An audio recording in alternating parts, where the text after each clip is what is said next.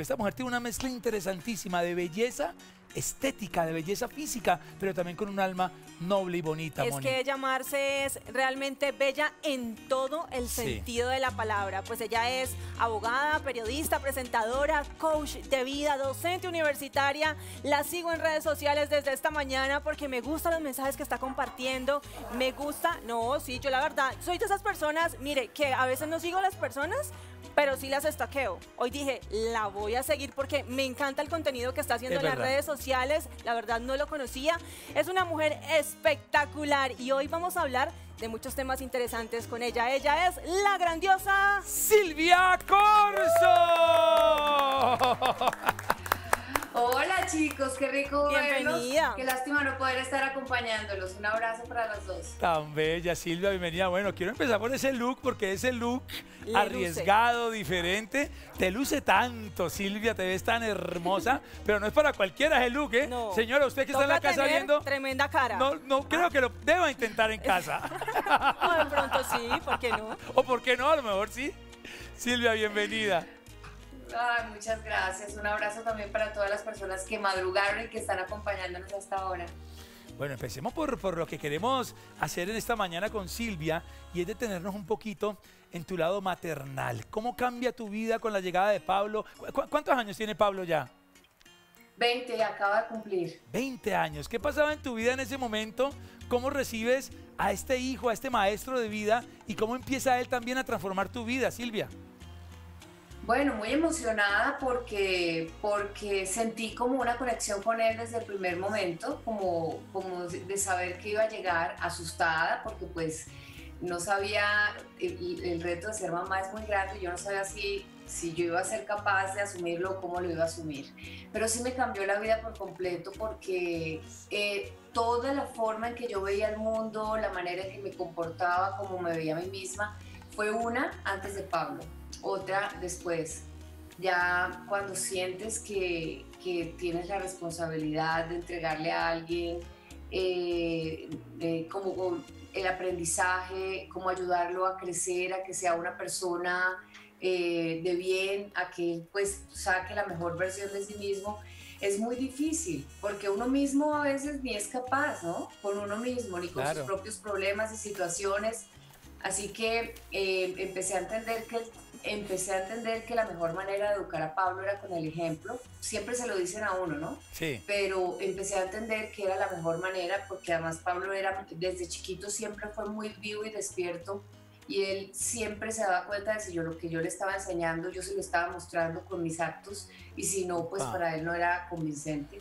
Y ahí fue cuando también empecé a transformar muchas cosas y hacer cambios en mí porque sabía que si yo quería que él fuera una buena persona, yo tenía que por lo menos mostrarle de alguna forma el camino haciendo cambios en mí.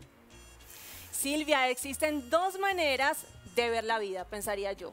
Una, creyendo que los milagros no existen, y otra, creyendo que todo en la vida, desde abrir los ojos, es un milagro. ¿Por qué Pablo es el mayor milagro en tu vida, el más grande milagro? Precisamente por eso, Mónica, porque a mí me cambió la vida por completo, Pablo. Yo solía deprimirme mucho, quejarme muchísimo de la vida y de lo que me pasaba y de las demás personas y de mis experiencias. Y no le tenía como no le tenía como tanto amor a la vida, ¿sabes? Para mí, las dificultades por las que había pasado desde pequeña, y siempre mi crecimiento fue como una constante lucha por superarme en muchos aspectos, como que no me dejaban verle el lado tan bonito a la vida. Entonces sí me rendía muy fácilmente ante no ante las dificultades, sino como ante obstáculos. ¿Cómo les explico? Pruebas, de una forma bonita. Me rendía muy fácilmente frente a la desesperanza, es decir, cuando yo veía que afuera había algo que no funcionaba bien, para mí eso era mucho más fuerte y más importante que lo que sí funcionaba. Yo sí pensaba en algún momento que me hacía muchas preguntas, ¿no? De por qué el mundo funciona tan mal, de por qué por qué tan malas noticias afuera. tal vez me estaba dejando creer el cuento de que todo es tal como lo muestran los medios informativos, que por supuesto lo tienen que mostrar así porque son los que dan las noticias, pero a veces uno piensa que lo que ve en los medios de comunicación, en las noticieros, en las noticias, es solamente eso, y eso es solo un pequeño mundo. Bueno, yo me creía ese cuento desde antes de entrar al mundo de las noticias y me parecía que vivíamos en un mundo muy desesperanzador, ¿no? Que solamente en el que solo se podía vivir asustado. Claro. Cuando Pablo aparece en mi vida, es como mostrándome la alegría, el amor, ese otro lado del mundo que es bonito, eh, como las cosas bonitas de la vida. Yo fue increíble, pero dejé de sentirme deprimida tan fácilmente desde que Pablo nació. Y seguramente algo dentro de mí me decía, me hablaba de la responsabilidad que yo ya tenía con otro ser humano y de cómo no podía ceder tan fácilmente ante esa desesperanza, ¿no? Ante esa parte, no sé cómo decirlo, como esa... Sí, esa como desazón. ese miedo y esa desazón a Claro. lo que tú crees que el mundo es. Y que nos pasa frecuentemente, Sí. Silvia, al ver los noticieros, al enfrentarnos con realidades Nos que son muy afectamos. fuertes, claro, nos afectamos porque el dolor a todos nos toca, así sea ajeno. Empezamos a ver los toros desde la barrera, pero pensamos en esas familias que han perdido a sus hijos. Y yo me pongo a pensar a veces, bueno, y este muerto que de pronto es una cifra aquí en este país, no, que bajamos la cifra, ya no son 1000 muertos, son 900, hay que celebrar, pero son 900 mamás Sí. que están recibiendo la noticia, que se les acaba el mundo, que la familia se afecta para toda la vida y debemos hacer ese llamado a que nos duela, pero también a hacer ese cambio, ese cambio de chip. Silvia, ¿qué cosas de tu crianza? Porque nos tocó una época diferente, tú eres mucho más joven que yo, obviamente, pero nos tocó una época diferente de otro tipo de crianza, Pero, de otro por tipo de... supuesto que sí. Pero por supuesto que sí.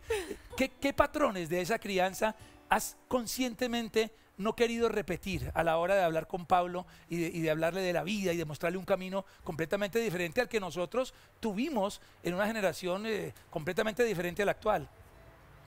Sí, lo primero es que las decisiones que él toma en la vida siempre van a tener consecuencias y que él decide esos efectos de sus propios actos, o sea, que se aprenda a autorregular, no es yo te controlo, yo te manipulo, tú haces lo que yo digo porque yo soy tu mamá y porque aquí se hace lo que yo diga, sino entiende muy bien que cada acto que tú tienes tiene una consecuencia, qué es qué es ese efecto que tú quieres causar en el mundo. Segundo, tratar de hacerlo no desde el miedo, sino desde la responsabilidad, ¿no? Y desde como su criterio correcto, porque uno puede siempre, no sales a la calle porque luego te castigo. No sé, si no estudias vas a ser un vago el resto de la vida. Eso Ujú. es tratar de impulsar a la persona desde un punto de vista negativo a hacer lo que tú crees que él debe ser o que tiene que ser y a sacar su mejor versión, ¿no? Y cómo puede sacar su mejor versión si todo el tiempo le estás recordando esa parte negativa. No castigos. Yo decidí desde que Pablo nació que nunca, nunca lo iba a castigar, jamás. Y que si algo que él hacía, de pronto, no sé, no estaba bien hecho, él tenía que asumir la consecuencia de lo que hacía Ujú. y darse cuenta de ese resultado y de esa consecuencia. Y así Ok. fue. Y de hecho, cuando ya tenía más o menos unos 7 años, me sorprendió mucho. Su papá también está de acuerdo conmigo en esto, entonces nosotros nunca la palabra castigo no existió en la casa ni existe acá Ok. para Pablo, nunca. Y una vez le estaba yendo muy mal en el colegio porque a él le gusta jugar fútbol y estaba yendo más a jugar fútbol y dejaba un poco al lado el tema del colegio. Claro. Y estaba perdiendo como 3 materias, entonces nos sentamos a conversar con él y le preguntamos, bueno, ¿tú cómo crees que debíamos solucionar esto? Y él desenchufó de la pared el Wii, en ese momento era el Wii, lo desenchufó y me lo entregó y me dijo, yo creo que yo no debería jugar Wii hasta que no me vaya bien en el colegio. Wow, ¿Cómo? él Y toma mi, solito. ¿Se sí, autorreguló? y me dijo, y toma mi celular porque yo creo que hasta que yo no sea capaz de recuperarme en mis materias, Wow. pierdo mucho tiempo viendo videos, mamá, toma. Y me lo entregó. Upa. Al mes yo ya se lo estaba devolviendo porque pues ya iba bien en el colegio, pero ahí el papá y yo nos dimos cuenta de que se puede educar a una persona sin castigarla cuando le enseñas que es responsable de sus actos y de los efectos de sus actos. No es necesario castigar. Cuando le enseñas a una persona desde pequeña que es responsable de sus propias actuaciones, asume, ¿no? Entonces castigos jamás, nunca nada que lesione su amor propio, y siempre decidí que siempre todo iba a ser con palabras positivas, siempre iba a incentivarlo con palabras positivas, que iba como todo se lo iba a plantear de una manera en que no se sintiera herido, en que siempre se diera cuenta de que del balance del mundo tenemos defectos y cometemos errores, pero hay cualidades y hay fortalezas que también se pueden, que se pueden trabajar y que además se pueden mostrar. Entonces, yo creo que esas tres cosas para mí fueron muy importantes. Nosotros no las tuvimos tanto porque a nuestros papás de nuestra generación les enseñaron que todo era como más represivo, Claro. con el castigo y bueno, así fue. Eso nos hizo lo que somos, pero yo sí decidí que yo iba a cambiar eso con Pablo. Claro, y hoy en día esta es una crianza mucho más consciente, con una gestión, una administración de las emociones y teniendo en cuenta las responsabilidades. Otro milagro en tu vida pudo haber sido cuando la salud te pasó factura, cuando sufriste un poco de estrés, de fatiga crónica, agenda muy apretada, exceso de responsabilidades. ¿Cómo superas este momento de tu vida, Silvia? Con conciencia y dándome cuenta. Esto fue un momento muy duro porque fue no solamente un sacudón profesional, que finalmente no tuvo consecuencias muy graves, realmente solo estuve fuera del aire por un tiempo, pero para mí era muy duro porque yo tenía miedo de que mis jefes pensaran que yo ya no tenía la capacidad de trabajo que tenía por haberme enfermado. Pero para mí sí fue muy duro porque empecé a analizar qué era lo que me había llevado hasta ese punto, ¿no? Claro. La sobreexigencia. Y mi primera respuesta fue que ¿por qué me dejé enfermar? Claro, tengo que demostrar que soy muy buena trabajadora, que yo puedo, que soy una dura. Pero después, al principio esa respuesta es satisfactoria para ti, ¿no? Tú le echas la culpa a los demás, es que necesito demostrarle a ellos que yo soy buena. Eso. Como si las demás personas estuvieran, como si para ellos fuera tan importante tu vida. Y uno tiene que tener claro que para cada quien su propia vida es muy importante. No todo el mundo vive fijándose en los asuntos de los demás, sí para criticarlos, pero a la hora de la verdad tú no le tienes que demostrar nada a nadie. En mi siguiente momento, y fue cuando yo creo que tuve por dentro esta necesidad de empezar la transformación, fue cuando dije, no, yo no le estoy demostrando nada a nadie, es a mí. ¿Y de dónde viene esa necesidad mía de demostrarme que yo soy buena? ¿Quién me dijo que no lo era? Claro. ¿O quién me enseñó, qué me enseñó del mundo afuera, que para que yo fuera merecedora de admiración, afecto, aprecio, cariño y respeto, yo tenía que hacer un esfuerzo tan enorme como para mostrarles que yo me merecía eso y terminar enfermando? Wow. Entonces, ahí es donde empiezas ese pequeño proceso de no mentirte tanto, como de darte cuenta de cuáles son las mentiras que te dices, de dónde vienen esas mentiras que te dices y cómo vas a cambiarlas, ¿no? Muy bien, Pues más Silvia. ¿Cómo nace esta idea? Hola, Hola, Silvita. ¿Cómo nace esta idea? ¿Y por qué el número 77? O sea, Sí, el 7 es poderoso. sí, el 7 tiene su poder. Hablemos un poco de este libro, de este hijo, el juego. 77 tácticas para alcanzar tu paz interior.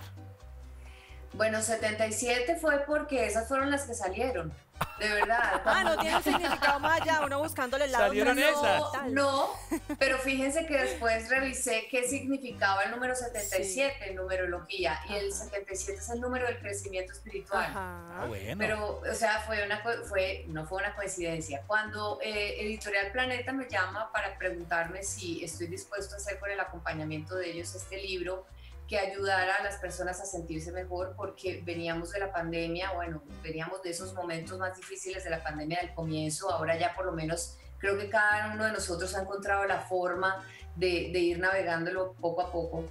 Pero en ese momento me dijeron, Silvia, se están vendiendo muchos libros de autoayuda y nosotros queremos entregarle a las personas más lecturas que las ayuden a tener herramientas para estar mejor. Y hemos visto los en vivos y los contenidos que tú haces. ¿Te le mides a hacer un libro para esto? Y yo ya tenía recopilados como de toda esa transformación que les venía contando ahora y todos estos cambios y estos procesos durante mi vida. Yo tenía muchos escritos, tenía como escritos como en forma de tips para mí. Ajá. Y en la pandemia, desde que empezó la pandemia, empecé a hacer muchos más para compartirlos con las personas. Entonces les dije, sí, yo tengo ya mucho contenido, organicémoslo. Me dijeron, hazte como unos tips y les pregunté cuántos. Y me dijeron los que salgan. No te pongas a ceñirte a que tienen que ser muchos y de pronto te fuerces a hacer más de los que tienes o que te demos pocos y tú tengas que sacar algo que es importante. Entonces me senté a escribir y el último fue el número 77, no había más ni menos. Y nos gustó el número y así se quedó. Luego me di cuenta que era ese, el número del crecimiento espiritual. La idea que queríamos era que no fueran tantos como para que la gente sintiera que es imposible, que no lo va a lograr nunca, o que fueran muy poquitos y que de pronto se nos quedaran temas por fuera que trabajar. Hay 5 tácticas, o tienes 5 tácticas que tú llamas jugadas. Vamos a tenerlas aquí a modo de una dinámica, imagen, frase, y las vamos desarrollando. Son muy importantes para la vida, para el autoconocimiento, para el amor, para el perdón. Y arrancamos con la primera. A ver, ¿qué dice ahí mi Moni? Eso que ¿Cuáles tanto, tácticas? mira, aquí te la voy a leer. Eso que tanto te molesta de los demás es el reflejo de lo que no te gusta de ti. La jugada del autoconocimiento.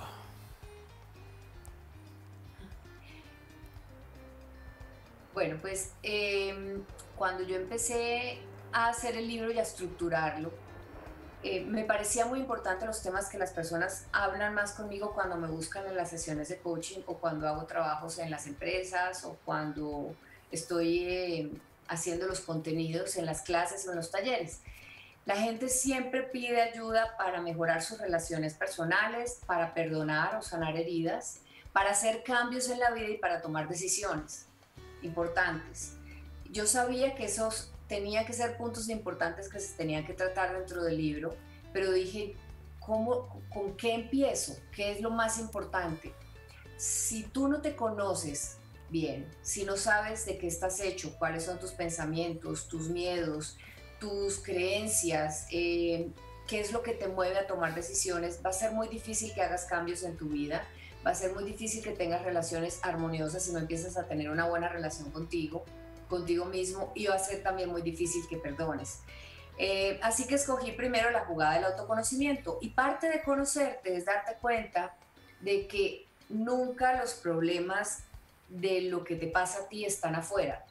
Tal vez nos enseñan a eso y tal vez espontáneamente es mucho más fácil decir que el problema es el otro. El problema eres tú me haces, no me miras, tú no me quieres, tú me maltratas, eres tú, no soy yo. ¿Por qué? Porque pues así no tengo que hacer cambios yo, los haces tú. Y yo soy feliz y tú me complaces. Pero cuando uno se da cuenta de que realmente lo que yo veo afuera es lo que yo no quiero ver dentro de mí, y que si lo veo afuera y me molesta tanto afuera en los demás y en mis relaciones con los demás, es un reflejo de algo que yo tengo que cambiar en mí.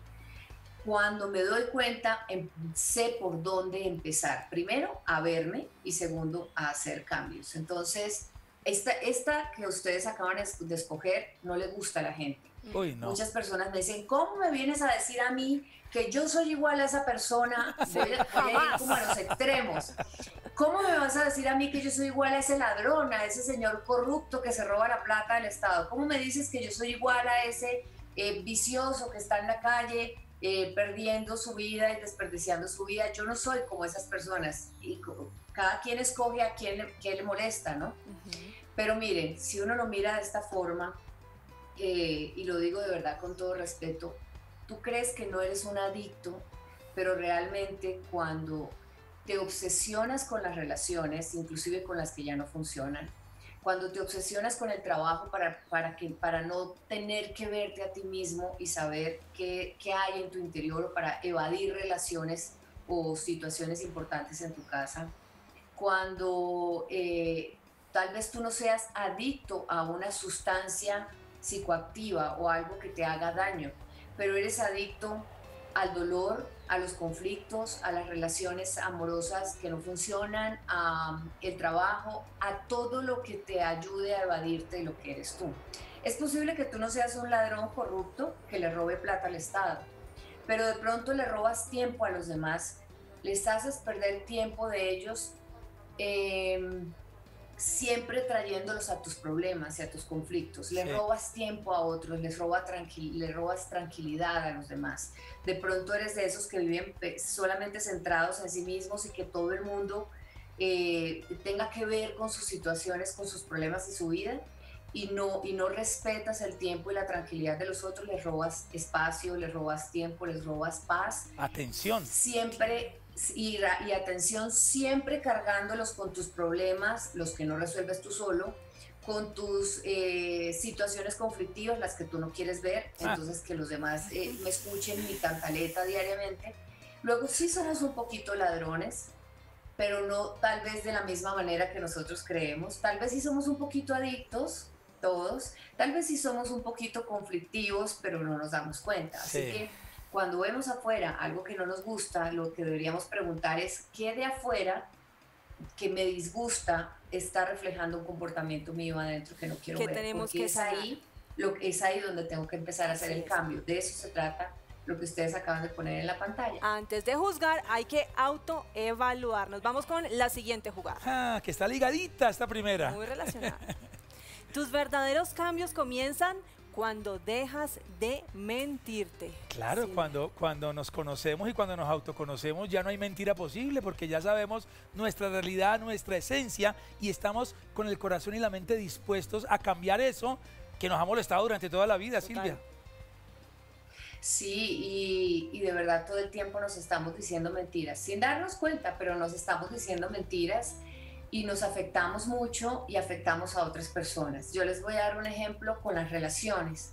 A veces cuando estamos empezando un trabajo como de coaching con alguien que quiere mejorar su relación, me dicen, o que ha terminado una relación y quiere empezar una nueva relación, esta vez que sí le funcione, ¿no? Sí. Entonces yo les pregunto, ¿qué tipo de relación quieres tú? ¿A qué persona quieres encontrarte? Cuéntame. Y me dicen mucho, yo quiero que me cuide, que me cuide, que me escuche, que me mime, que me consienta, que tenga tiempo para mí. O sea, tú quieres es una persona que te dé la felicidad y que venga a darte, ¿y tú qué le vas a dar a esa persona? Ajá. O sea, ¿tú como qué tipo de pareja estás dispuesto a ser?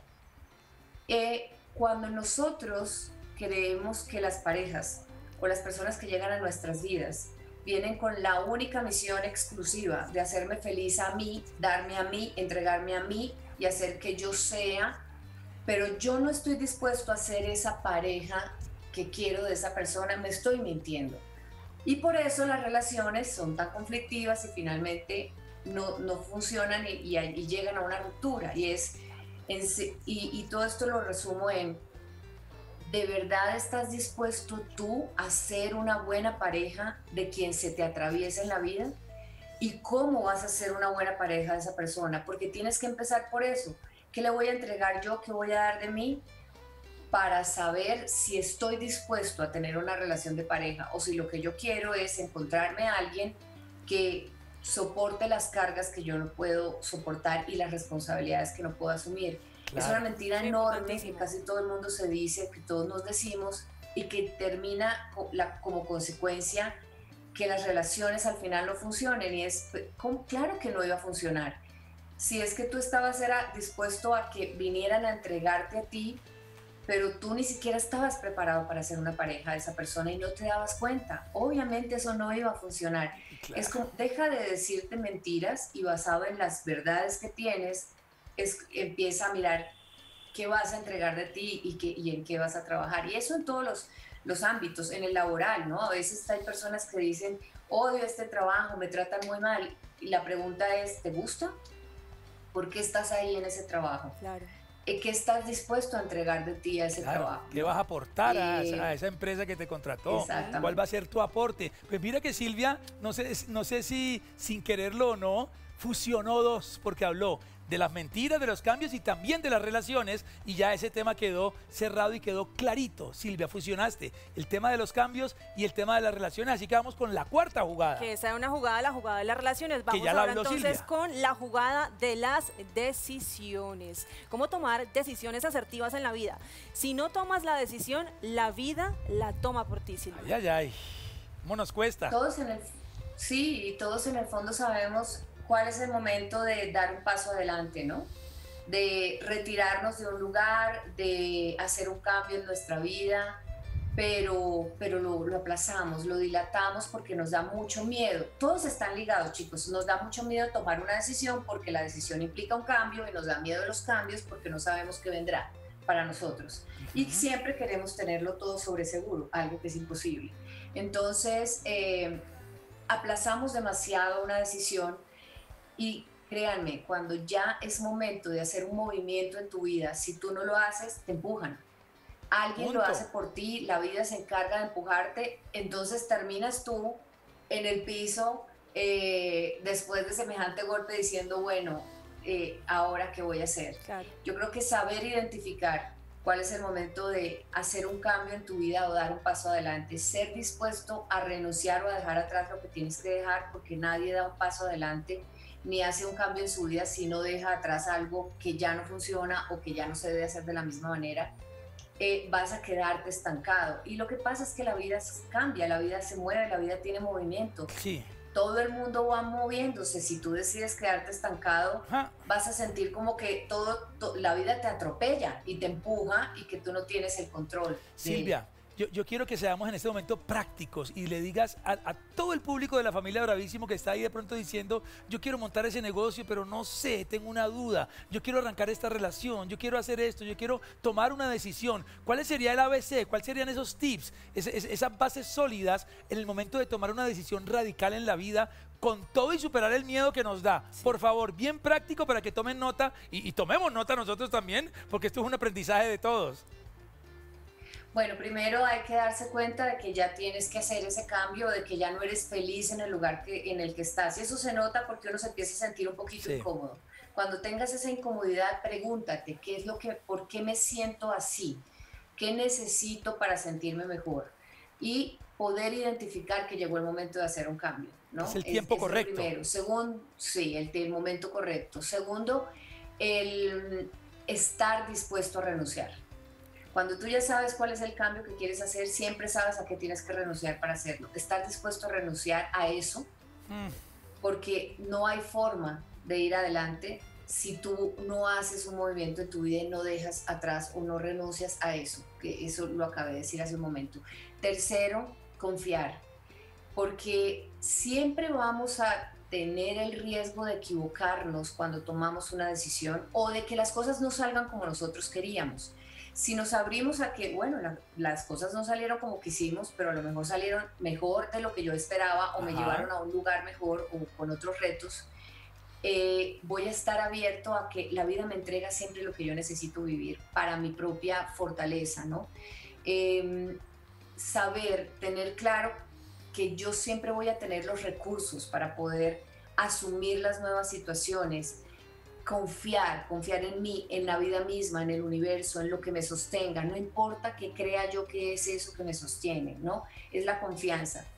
Y tercero, arriesgarte y dar el paso adelante, pero siempre con la información, obtener la mayor cantidad de información antes de tomar esa decisión, porque siempre vas a correr el riesgo de equivocarte, pero por lo menos el riesgo se va a minimizar. Claro. Si consigues la información adecuada, si hablas con las personas correctas, si pides la ayuda de la persona que es y finalmente das el paso adelante. Eso en tomar decisiones, ¿no? Cuando vas a tomar decisiones o cuando vas a hacer cambios. Claro. Mejor arriesgarse que no haberlo intentado. Y vamos con la quinta jugada y no menos importante. Aprender a ver con los ojos del amor y de la empatía a los demás. La jugada del perdón. Perdonar no significa que estás de acuerdo con las acciones de otros. Significa que no permites que esas acciones te causen más dolor. ¿Cómo llegamos a eso, Silvia? Bueno, todo, como ven, está interconectado. Yo creo que las personas, cuando se rehúsan a hacer cambios, a tomar decisiones, cuando han fallado mucho en las relaciones, hay un punto en el que si tú no te mueves por voluntad propia, te ves forzado a hacerlo. Ya les dije, la vida te cambia y te da un giro para que lo hagas, pero hay algo que yo también he notado que nos pasa mucho, y es, llegamos a un punto en el que ya no podemos sufrir más. Es decir, cuando yo siento que el dolor que tengo en este momento es más grande que mis ganas de quedarme quieto en un punto estable y de seguir viviendo mi vida en una relación que no funciona o que no me está dando felicidad ni a la otra persona, o que el dolor es más grande, es mucho más grande que quedarme en un trabajo en el que estoy muy cómodo pero ya no soy feliz y no estoy siendo productivo. Cuando ese dolor es más grande, me muevo. Muchos de los grandes cambios en relaciones, en tu propia vida, están movidos por el dolor. Entonces, en ese sentido, el dolor es útil. Todos lo vimos el dolor, pero finalmente es muy útil en nuestras vidas. Y cuando sientes o te das cuenta de que el dolor que tuviste, que es normal y necesario a veces, se puede minimizar o se puede superar con conciencia, es decir, darme cuenta de hasta dónde yo fui responsable de que algo me doliera, puedes puedes limpiar y sanar. Entonces voy a ser muy práctica en un ejemplo. Muchas personas dicen, yo quiero ser feliz, pero yo no soy capaz de perdonar a ese tipo que me dejó y me abandonó por otra. O sea, no puedo. Pero yo quiero ser feliz, Silvia. Pero bueno, ¿quieres hacer un trabajo de perdón? No, es que yo no soy capaz. Es que cada vez que me acuerdo de eso, me da una rabia. Hierve la sangre. Es muy doloroso. Sí, entonces realmente no quieres perdonar. Porque si siempre vas al mismo punto del pasado en el que se revive esa emoción, entonces no quieres dar un paso adelante. El trabajo, la labor del perdón empieza siendo muy importante por dos razones. La primera, tú te alivias y te liberas de ese dolor que tú tienes adentro que solo te está haciendo daño a ti. La segunda, y es, liberas al otro de tenerlo atado a ti a través de ese dolor, de esa culpa, de lo que esa persona te hizo. Y además le permites a esa persona cambiar si realmente quiere hacerlo, hacer cambios en su vida. Entonces, la empatía es cuando soy capaz de darme cuenta de que el otro se equivocó, cometió un error, que me dolió, pero que yo también soy responsable de que me haya dolido. Que finalmente yo decido a qué le doy importancia y qué menoscaba mi vida, dónde está mi fortaleza interior cuando pasen cosas duras o difíciles, dónde está mi fuerza interior y mi amor propio cuando otras personas se equivoquen y hagan algo, y hasta algo que a mí me duela y hasta dónde dejo que me duela, y cómo soy capaz de entender que el otro se equivoca porque es que comete errores como yo. Él no se equivoca a propósito para hacerme daño a mí, tiene problemas que solucionar adentro. Sé empático. Si la otra persona comete un error, te haya dolido o no, es porque está mal, porque o le duele algo, o porque tiene una herida sin sanar, o porque está en su propia búsqueda, o porque tiene una forma de ver la vida totalmente distinta a la tuya. Sé capaz de entender que el centro del mundo de los otros no eres tú, que los otros se equivocan porque se equivocan, no para ti, no porque hoy me levanté queriendo hacerle la vida imposible a alguien. No es, por ahí no es. Sí, no. A fulano, entonces ya, hoy voy a hacerle la vida imposible a este. Y si de verdad fuera así, una persona que se levanta con la única misión en su vida de hacerle la vida imposible al otro, está muy mal. Está enferma. Luego, ¿cómo te vas a enganchar con alguien que esté así cuando sabes que realmente está pasándole algo a él? No tiene nada que ver conmigo. ¿Por qué decido yo meterme en esa piscina de dolor con él? ¿por qué no lo ayudo a salir empezando por no ser parte de su dolor, ¿no? Permitir que, o darme cuenta de que si a mí me dolió algo que otra persona me hizo, es porque hay algo adentro que yo también tengo que solucionar y sanar. O si no, no me dolería, si no, sería capaz de entender. Tengo una propuesta. Que a la otra persona le está pasando. Tengo una propuesta. Te queremos invitar, pero que estés aquí sentadita con nosotros como especialista. Vamos a buscar un tema interesante, profundo de todos estos temas que has tratado y te queremos aquí sentadita como especialista. ¿Te le miden en un futuro cercano, Silvia? Feliz, yo feliz, con todo mi amor. Estoy enamorada pues de Silvia. Ya se dieron cuenta que yo no puedo parar. No, pero es que nos gusta que no paren. Nos gusta porque nos da pie para hacer una parte B con un tema específico, sentar aquí a Silvia y armar un tema específico, porque esto está muy, muy interesante. Es que, mire, Silvia lo envuelve a uno con todos estos temas, con todos estos aprendizajes y tenemos... ¡Trivia! ¿Usted la tiene? Sí. Usted la tiene clara. Hablamos de 5 jugadas del autoconocimiento. Sí, señora. La quinta jugada, esta final. Acabamos de hablar, la acabamos de mencionar. Esta quinta jugada se llama A. Empatía. B. Misericordia. C. Perdón. ¿Sí saben? Conteste ahora. Sí, ¿no? Editorial Planeta le va a hacer un buen descuento cuando compre su libro, porque aquí no lo va a tener cortesía. Muy bien, Silvia, muchísimas gracias. Bienvenida siempre, esta es tu casa. Gracias, feliz de estar con ustedes como siempre. Me divierto mucho y se me pasa el tiempo volando. Gracias por ser tan generosos siempre conmigo, y por invitarme, por consentirme tanto. De verdad, estuve muy feliz. Un abrazo para ustedes dos desde acá virtual y para todos los que están ahí acompañando. ¡Bravísimo, Eres hermosa, gigante! vibras bonito. ¡Para Silvia Corzo!